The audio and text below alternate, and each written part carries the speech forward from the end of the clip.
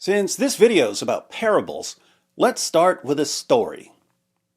Once upon a time, there was a man with the brain of a donkey. This donkey-brained man loved, and I mean loved, apples. Honeycrisp, Macintosh, Pink Lady, Golden Delicious, Granny Smith, it didn't matter. He loved them all. But he hated, and I mean hated, trees. Couldn't stand them. Couldn't stand the leaves, the bark, the roots. He hated trees so much that he chopped down every single tree on the entire planet. When people with normal brains pointed out to him the important fact that apples grow on trees, Mr. Donkey Brains replied, "Hee-haw! Not to worry. There are plenty of apples at the supermarket." So, after chopping down every tree in the world, he got his apples from the supermarket. Until the supermarket ran out of apples because all the apple trees were gone. Then our donkey-brained friend spent the rest of his life moaning and wailing and screaming and crying and heeing and hawing, trying to figure out why there were no more apples. He couldn't understand that it was all his fault. He couldn't understand much of anything because he had the brain of a donkey. Who would have thought that one donkey-brained man could do so much damage to the world? You know how some stories have a moral, a lesson, a takeaway? Hold that thought while we talk about Professor Richard Dawkins. Richard Dawkins has spent decades attacking Christianity, and yet he prefers living in a Christian country and considers himself a cultural Christian. We are culturally a Christian country. I call myself a cultural Christian. I love hymns and Christmas carols, and I sort of feel at home in the Christian ethos. I feel that we are a Christian country in that sense. I would not be happy if, for example, we lost all our cathedrals and our beautiful parish churches.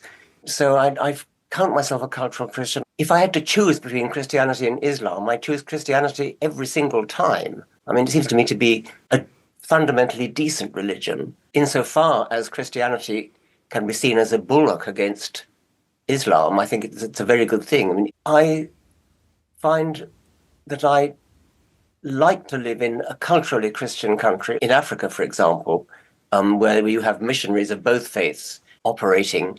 I'm on Team Christian side as far as that's concerned. Nevertheless, even when he's right in the middle of proclaiming that he prefers living in a Christian country, even when he's right in the middle of declaring that he's a cultural Christian, he can't help but attack Christianity and state how happy he is that the number of people who believe in Christianity in the UK is declining. It's true that statistically the number of people who actually believe in Christianity is going down, and I'm happy with that. I do not believe a single word of the Christian faith. I must emphasize that I think that the things that Christians believe are actually nonsense. Do you actually believe that Jesus had a virgin for a mother? Do you actually believe he rose from the dead? Do you believe that his mother was a virgin? I mean, today is Easter, and of course I don't believe that Jesus rose from the dead. I don't want to be misunderstood. I mean, I do think it's nonsense. He loves the apples, but can't stand the apple tree. Speaking of trees, here's the parable of the mustard seed in Matthew 13. He, Jesus, put another parable before them, saying, "The kingdom of heaven is like a grain of mustard seed that a man took and sowed in his field.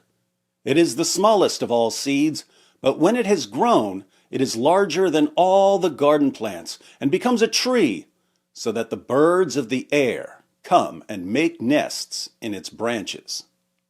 Jesus said these words in the first half of the first century. His followers were a tiny group of Jews in a tiny, seemingly insignificant province of the Roman Empire. But he said that the kingdom of heaven was like a mustard seed, tiny little seed that grows until it becomes the size of a tree, so big that birds come and make nests in its branches. So, Christianity is going to start really small but become really big. That part's easy to understand. But what do the birds represent in the parable? Small seed becomes a big tree. Birds come and perch in the branches of the tree. What do the birds symbolize? There are two broad approaches to interpreting parables. You can treat a parable as an isolated story, ignore everything else, read the parable, and see what the message is. Or you can treat it as a story that's connected to other stories or other teachings in the Bible. As a quick example, the parable right after the parable of the mustard seed is the parable of the leaven. He told them another parable. The kingdom of heaven is like leaven that a woman took and hid in 3 measures of flour till it was all leavened. So, leaven is something that makes bread rise. You add a little leaven to the flour, the leaven works through the dough, and you end up with leavened bread.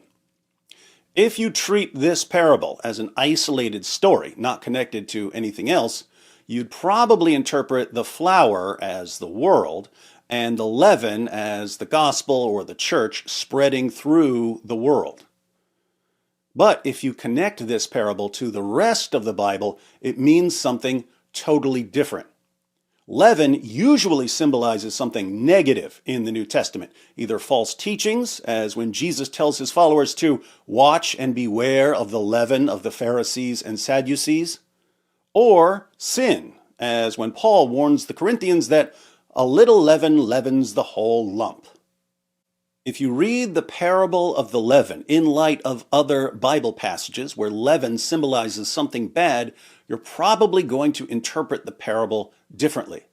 Instead of the leaven representing the gospel or the church and the flour or dough representing the world, you might conclude that the flour or dough represents the church and that the leaven represents sin or false teaching spreading into the church. So the message of the parable wouldn't be that the church is going to spread throughout the world. The message would be a warning that something bad is going to work its way into the church. Now, when you look at the parable of the leaven, you might think that the leaven can't represent something bad because Jesus says the kingdom of heaven is like leaven. The kingdom is like leaven. How can leaven be something bad?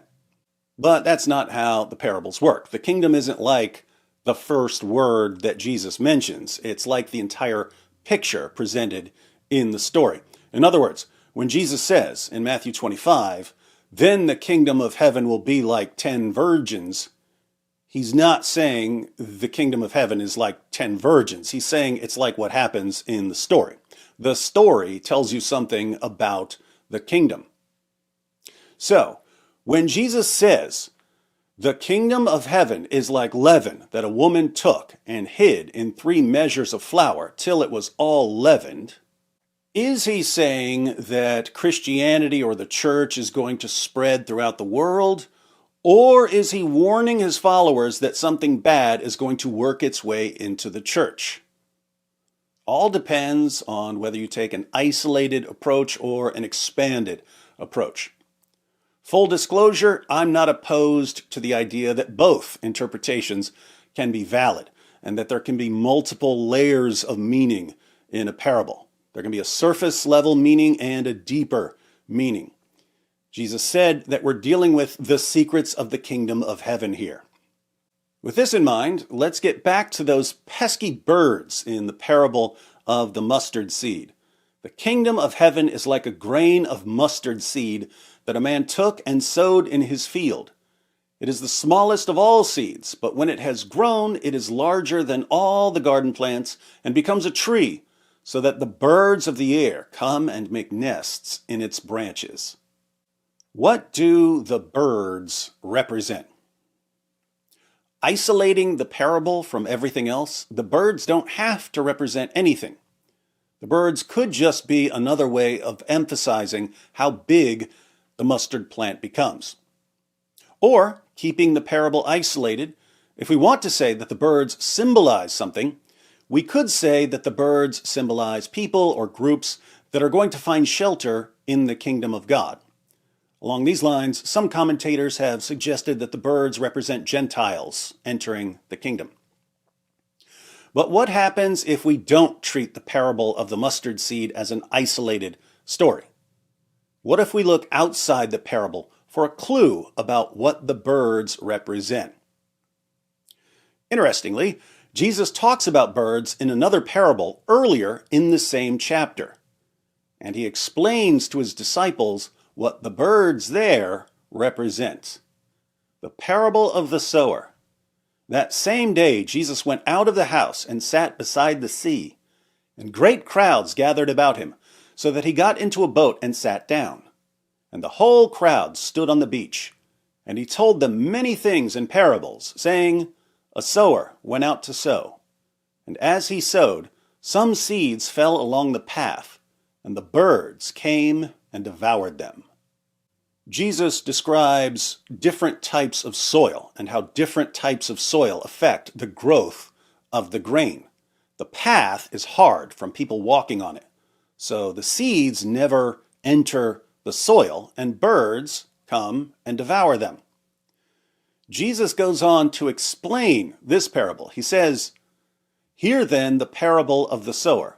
When anyone hears the word of the kingdom and does not understand it, the evil one comes and snatches away what has been sown in his heart. This is what was sown along the path. So, the birds in the parable of the sower represent the forces of the evil one. The birds symbolize something bad, opposition to the gospel, something that snatches away the words of Jesus to keep people from understanding them. That's the immediate context of the parable of the mustard seed. We have the birds in the parable of the sower. A sower went out to sow, and as he sowed, some seeds fell along the path, and the birds came and devoured them. And then we have the birds in the parable of the mustard seed. The birds of the air come and make nests in its branches.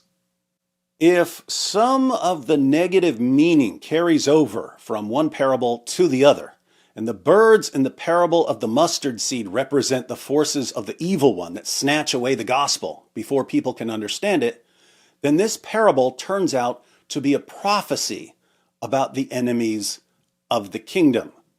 The kingdom of heaven is like a grain of mustard seed that a man took and sowed in his field.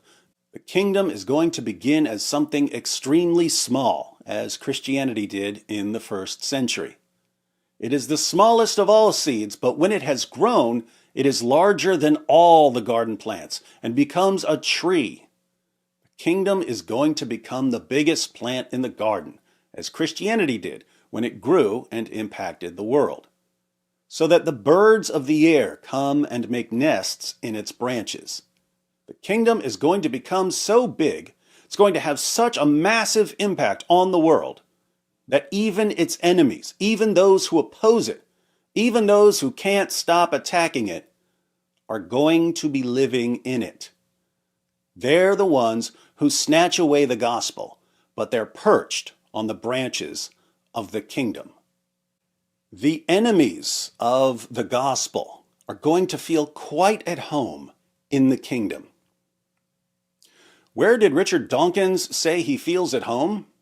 I sort of feel at home in the Christian ethos. I feel that we are a Christian country in that sense. And yet, he just can't stop snatching the seeds. I must emphasize that I think that the things that Christians believe are actually nonsense. Do you actually believe that Jesus had a virgin for a mother? Do you actually believe he rose from the dead? Do you believe that his mother was a virgin? He loves the apples, but hates the tree. He loves the fruit, but hates the root. I do not believe a single word of the Christian faith. Not even the parts that tell you all about the situation you're in right now, Professor Dawkins?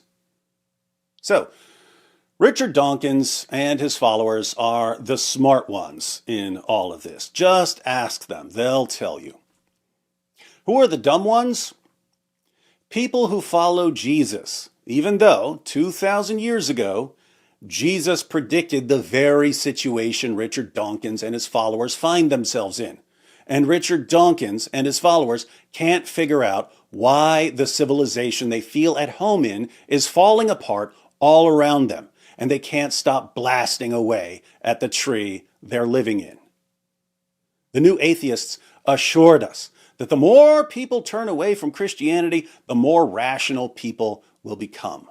That was their prophecy. What actually happened?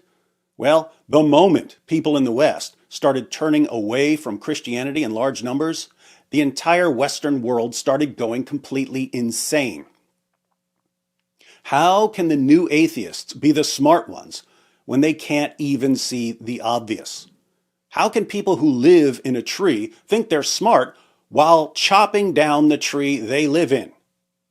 How can people who like apples think they're smart while declaring war on apple trees?